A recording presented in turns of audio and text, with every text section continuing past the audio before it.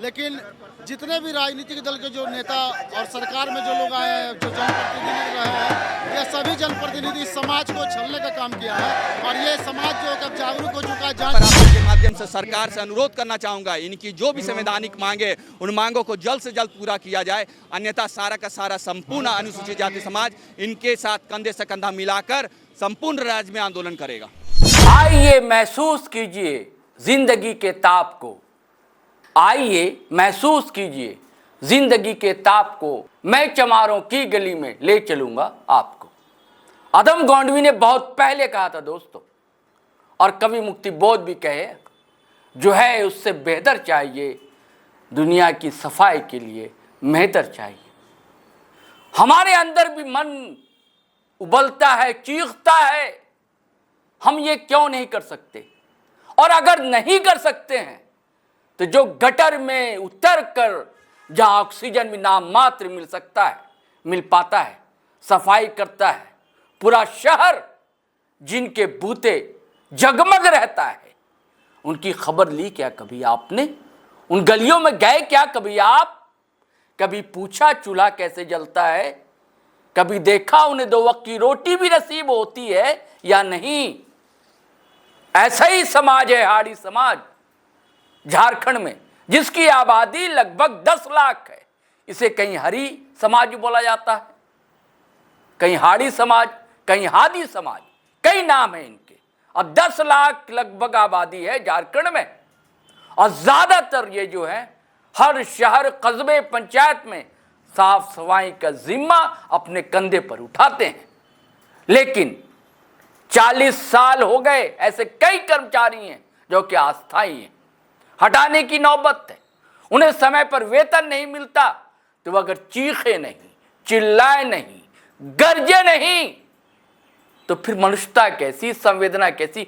अभी भी लोग मरे नहीं हैं, जीवित हैं। ये सबूत है, ये सबूत है कि आज राजभवन में उमड़ पड़ा मजमा हाड़ी समुदाय का। सुनिए क्या क्या कहा है। हालांकि कहने को एक से मिनिस्टर भी एक पहुंचे, अमर बावरी, लेकिन दहाड़ता तो वही है ना जिसने भुगता है उस जिंदगी को, गटर की जिंदगी को, उस गंदगी को, मैला को जिसने उठाया है, वो जानता है गंध क्या होती है।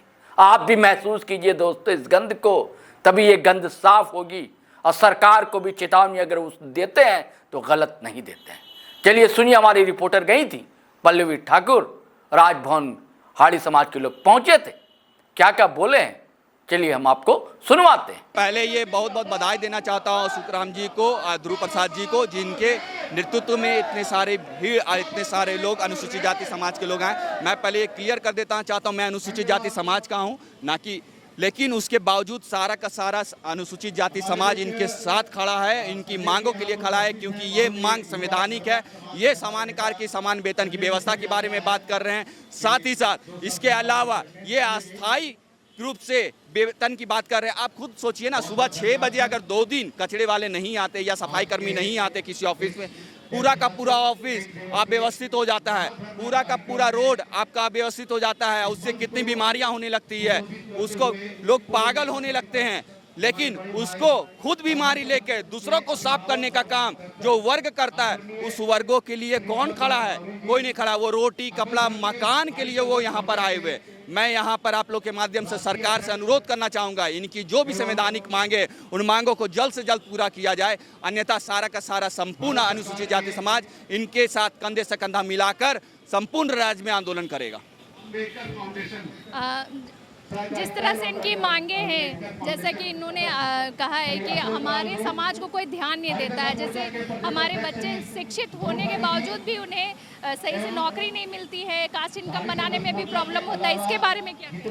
इसके बारे में यही कहा, मेरी बात कहना है कि सरकार के जो अधिकारी कास्ट रेसिडेंशियल बनाने के लिए यहाँ बैठे हुए हैं, उनमें किसी भी प्रकार का मानवता नहीं है।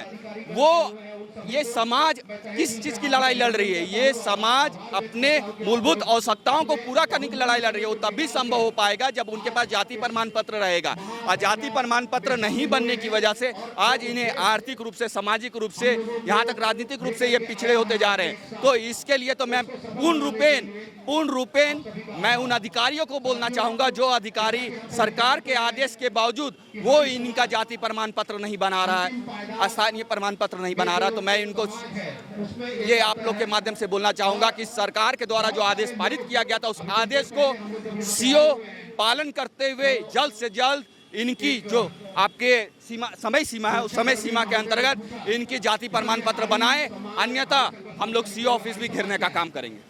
अखिल भारतीय हाड़ी समाज संघर्ष मोर्चा की ओर से यह एक दिवसीय धरना राजभवन के समक्ष रखा गया है और इस धरना का नेतृत्व कर रहे हैं अपने अशोक राम जी, धुरु हरि जी और पूरे तमाम जतिन हरि जी और सभी समाज के लोग आज अपनी व्यथा को लेकर के यहाँ आए हैं। अनुसूचित जाति वर्ग में 21 उपजातियों के लोग यहाँ निवास करते हैं और इसमें हाड़ी समाज एक बहुत ही वंचित समाज है, शोषित समाज है, जिनका इस समाज में बहुत बड़ा योगदान है। मूलतः जो सफाई कर्मचारी है, जिनके कारण जो है संभ्रांत लोग या कुलीन लोग अच्छे तरीके से जीवन को जी पाते हैं, उसका सबसे बड़ा कारण यह है कि यह समाज उन तमाम समाज की गंदगी और उन समाज के लोगों को स्वच्छ रखने में, स्वच्छ जीवन देने में अपनी महत्वपूर्ण भूमिका अदा करते हैं। लेकिन इनको जो आज़ादी के बाद जो सम्मान या जो स्थान मिलना चाहिए था हक और अधिकार के रूप में, वो अभी तक नहीं मिल पाया है। मैं धन्यवाद दूंगा आदरणीय नरेंद्र भाई मोदी जी को, जिन्होंने इस समाज से अशोक राम जी को आम्बेडकर फाउंडेशन का सदस्य पहली बार झारखंड से किसी को बनाया है तो अशोक राम जी को बनाया है। लेकिन अभी भी शिक्षा के क्षेत्र में हो, रोजगार के क्षेत्र में हो या अपनी पहचान के क्षेत्र में हो, यह समाज लगातार संघर्ष कर रहा है। और अभी एक सबसे बड़ा समस्या है, यह जो समाज पहले सरकारी नौकरियों में नियोजित होता था, अब सब जगह आउटसोर्सिंग हो गया है। तो आउटसोर्सिंग में इन पदों को, जो लगातार हमेशा बने रहने वाला पद है, जिसका कभी भी वैकेंसी खाली नहीं जाने वाला है, अब उनको आउटसोर्सिंग में दे देने से जिन लोगों ने 40 साल, 50 साल तक, 30 साल तक जो सेवा देते आए हैं, उनका भी नौकरी जो है अब आउटसोर्सिंग के माध्यम से एक ऐसा अधर में हो जाता है कि उनको सुख सुविधा नहीं मिल पाता है। ऐसे 13 सूत्री मांगों के साथ आज पूरा समाज यहाँ धरने पर है। शिक्षा के क्षेत्र में भी आगे बढ़ना हो, चाहे फिर आर्थिक क्षेत्र में या फिर रोजगार के क्षेत्र में, इनके जीवन को आच्छादन मिले। और अपने हक हुकूक के लिए मैं धन्यवाद देता हूँ सभी साथियों को। आज़ादी के इतने दिनों के बाद अपने संघर्ष के लिए, अपने मुद्दों के, अपने हक की लड़ाई के लिए अब समाज निकलना सीखा है। अब समाज आगे बढ़ कर के बोलना सीखा है। पिछले दिनों महामहिम गवर्नर से मिलकर के इन्होंने अपनी समस्याएं बताई थी। आज धरना के माध्यम से सरकार से मांग करना चाहते हैं, क्योंकि विधानसभा स्थगित हो गया, नहीं तो विधानसभा के समय आग्रसित करने के लिए किया गया था। कुल मिलाकर के समाज संघर्ष करे, हम सब लोग साथ में हैं। उपेंद्र जी आए हुए हैं, जो अभी समन्वय समिति, अखिल भारतीय समन्वय समिति की ओर से भी हम लोगों ने कुछ दिन पहले धरना दिया था। दलितों की जो स्थिति है झारखंड प्रदेश में, उसके लिए अब छटपटाहट समाज में दिख रही है और मुझे लगता है इसका नतीजा निकलेगा और लोगों को जो हक अधिकार वो मिलेगा। हाँ, मेरा नाम अशोक राम हुआ।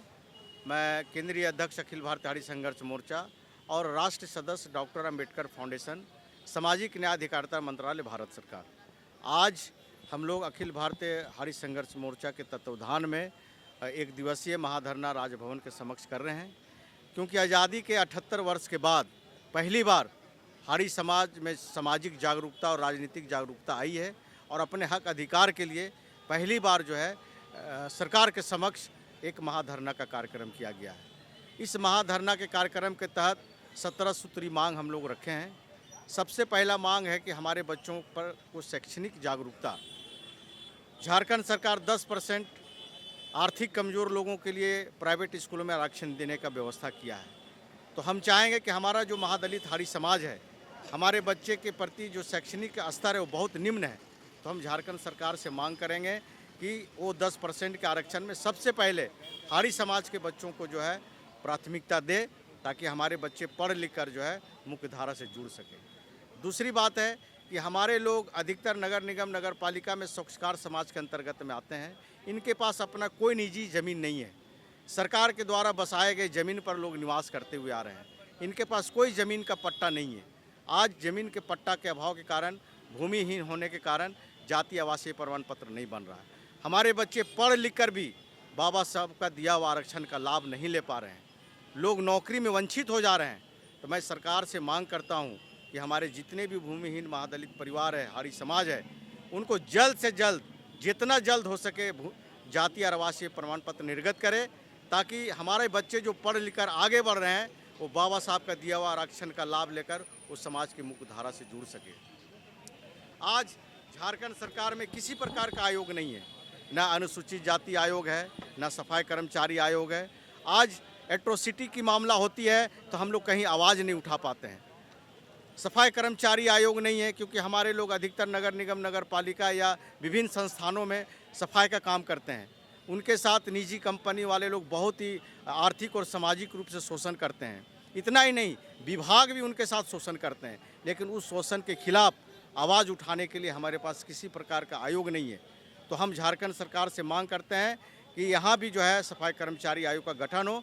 जिस तरह बिहार में नीतीश कुमार ने अभी तुरंत सफाई कर्मचारी आयोग का निर्माण किया है, वहाँ 4 लाख सफाई कर्मचारियों की हित के लिए सफाई कर्मचारी आयोग का गठन किया है।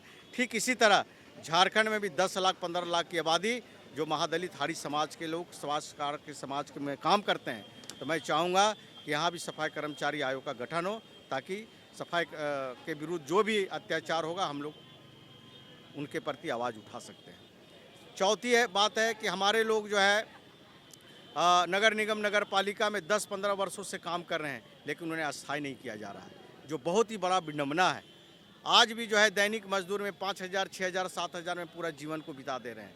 तो हमारा समाज ऐसे ही सामाजिक और आर्थिक रूप से कमज़ोर होता चला जा रहा है। तो मैं सरकार से मांग करता हूं कि जिस तरह प्रत्येक विभाग में सुप्रीम कोर्ट का आदेश के अनुसार कि 10 वर्षों के बाद सभी लोगों को अस्थायी किया जाता है, ठीक उसी तरह नगर निगम नगर पालिका में भी जो हमारे सफाई कर्मचारी हैं जो 10-15 वर्षों से काम कर रहे हैं, वो सुप्रीम कोर्ट के आदेश के अनुसार उन्हें भी अस्थायी किया जाए।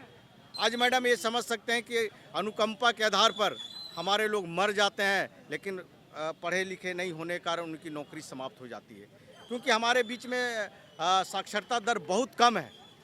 आज भी मैट्रिक इंटर का सर्टिफिकेट जो है बाध्य कर दिया गया अनुकंपा में। तो हम सरकार से मांग करेंगे कि हमारे मृतक कर्मचारी जो नगर निगम नगर पालिका में अनुकंपा पर आधारित पर जो बहाल होती है, उन्हें साक्षरता के आधार पर उन्हें बहाल किया जाए, क्योंकि इंटर और मैट्रिक का सर्टिफिकेट अभी हमारे लोग नहीं दे पाएंगे, क्योंकि साक्षरता दर बहुत ही कम है।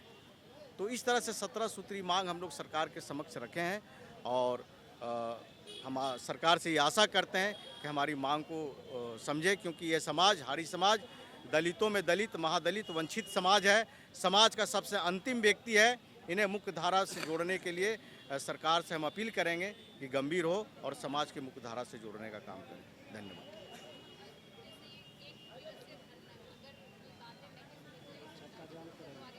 तो आगे की रणनीति है, फिर हम लोग जो है अमरण अनशन पर बैठेंगे।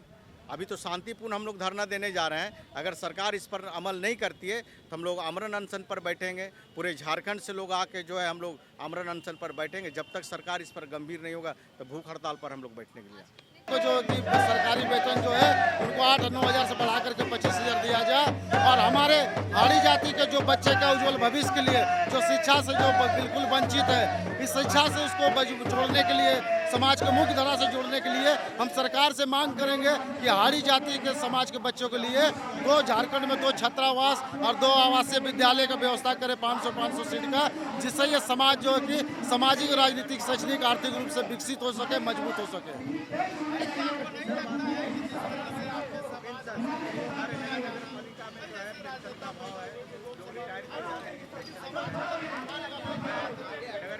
देखिए, आज जो है कि झारखंड में हाड़ी जाति के जो एक बड़ी आबादी है लेकिन जितने भी राजनीतिक दल के जो नेता और सरकार में जो लोग आए हैं, जो जनप्रतिनिधि रहे हैं, ये सभी जनप्रतिनिधि समाज को छलने का काम किया है। और ये समाज जो अब जागरूक हो चुका है, जान चुका है, और आज इसका जीता है। आप देख सकते हैं कि ऐतिहासिक हमारा यहाँ धरना जो कि जारी है। आने वाले समय में हम ये धरना के माध्यम से हम ये संदेश देना चाहेंगे कि सरकार अगर हमारे मुद्दा को गंभीरता से नहीं लेती है, यहाँ के राजनीतिक दल अगर हमारा नोटिस नहीं करते हैं, हमारे मांगों को गंभीरता से नहीं लेते हैं, तो आने वाले दिन में हम लोग पूरे झारखंड में जो हमारा बड़ी आबादी है, हम राजनीतिक दल को भी हम चुनौती देने का काम करेंगे। सरकार जो के खिलाफ में और जो राजनीतिक दल उनके खिलाफ में भी हम लोग गोलबंदी होने का काम करेंगे। बिल्कुल, जो हारी जाति समाज के जो राजनीतिक दल हमको नोटिस नहीं करेंगे, हमें मांगों को प्राथमिकता नहीं देंगे, जो सरकार इस समाज को जो प्राथमिकता नहीं देगी, वैसे सरकार वैसे राजनीतिक दल को हम लोग पुरजोर विरोध करेंगे। और आने वाले दिनों में हम लोग सड़क से सदन तक आंदोलन करने के लिए भी हम लोग तैयार हैं। जैसा कि हाड़ी समाज के अध्यक्ष अशोक राम ने बताया कि उनके बच्चे शिक्षित हैं, लेकिन उसके बावजूद भी उन्हें आरक्षण का फ़ायदा नहीं मिल रहा है। कास्ट इनकम बनने में प्रॉब्लम हो रही है। अंबेडकर जी के समाज के तरफ से जो दलित समाज की तरफ से जो उन्होंने आरक्षण दिया था, उसका वो लोग फ़ायदा नहीं उठा पा रहे हैं। इसी सारी चीज़ों को लेकर वो आज धरना प्रदर्शित कर रहे हैं। अब देखने वाली बात होगी कि जो उनकी मांगे हैं, 17 सूत्री मांगे, क्या सरकार पूरी करती है, ये देखने वाली बात होगी। देखते रहिए जीटी रोड लाइव, और मैं हूँ आपके साथ पल्लवी, अपने सहयोगी विवेक के साथ।